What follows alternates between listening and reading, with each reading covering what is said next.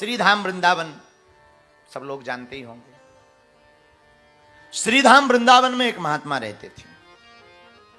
क्या कहना, लोग उनको जज साहब कहते थे। क्या कहते थे महात्मा, लोग उन्हें जज साहब कहते। जज साहब आ गए, जज साहब आ गए, आइए जज साहब, आइए जज साहब। एक दिन एक आदमी ने पूछा कि इन्हें जज साहब क्यों कहा जाता है, ये महात्मा है।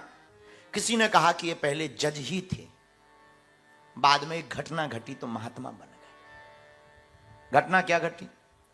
दरअसल ये महात्मा दक्षिण भारत के एक कस्बे में जज थे। ये अभी की घटना है, कलयुग की, यही कोई 30-40 साल वर्ष पुरानी, और ज्यादा 60 साल ज्यादा। किन किन लोगों को बाबा बागेश्वर धाम जी का वो कथा सुनने के बाद मन शांत हो जाता है? दोस्तों कमेंट करके जरूर बताइएगा। गांव था, उस गांव में एक रघुनाथ जी का मंदिर था। रघुनाथ जी के मंदिर में एक केवट सेवा करता था। सब लोग उसे भोला कहते थे, क्योंकि वो आदमी बड़ा सीधा साधा भोला, भोला नाम से पुकारते थे लोग। बड़ा गरीब आदमी, 2 बेटे 2 बेटियां।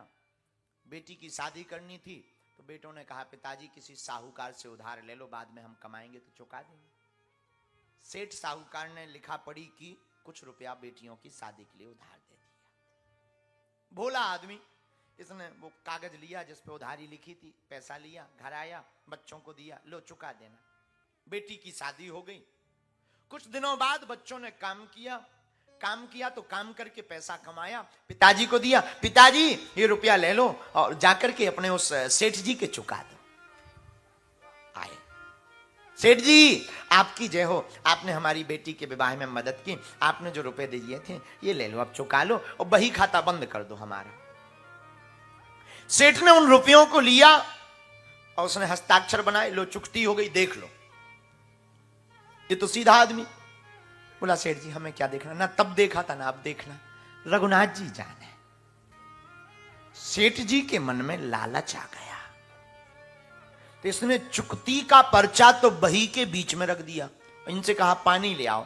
पानी लेने जब ये गया तो झूठ मूठ का दोबारा पर्चा बना दिया कि आज फिर से 2000 लिए। सस्ता जमाना, 2000 बहुत बड़ी बात होती नहीं। ले